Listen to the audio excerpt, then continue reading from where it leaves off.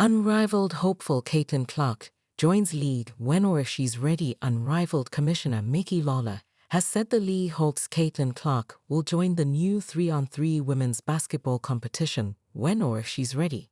The likes of Angel Reese, Cameron Brink, and Sabrina Ionescu will all feature in the inaugural season of Unrivaled, which was co-founded by Women's National Basketball Association WNBA players Brianna Stewart and Nafisa Collier, and claims to be offering the highest average salaries in the history of professional women's team sports. Clark, however, turned down a reported $1 million offer to play in the first edition of the 8-week competition, later revealing in an interview with Time that this year is just not the best for me to join the league. The Indiana Fever star also emphasized that she didn't rule out doing it in the future, and Lawler has now told SportsPro that Clark would be welcomed by the league when she decides the time is right. "The door is always open, of course," said Lawler, who joined Unrivaled in June after nearly 10 years as president of the Women's Tennis Association WTA. "This is not built for one player, and the sport is not about one player, and I think Caitlin would be the first to say that. There's so much in women's basketball to work with, and that's what we've done. Do we hope that Caitlin will join when or if she's ready? Yes, of course. But we have a lot of very, very talented players. Every single player at Unrivaled is very talented and fascinating in her own right.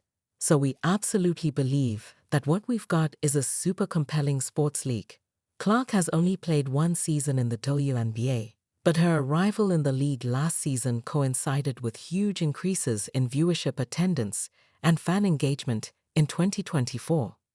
While the 22-year-old was part of what has been described as a generational draft class, which also included Reese, Clark's Fever were involved in the most-watched games of the season, and her jersey was the best-selling in the league after the first half of last year.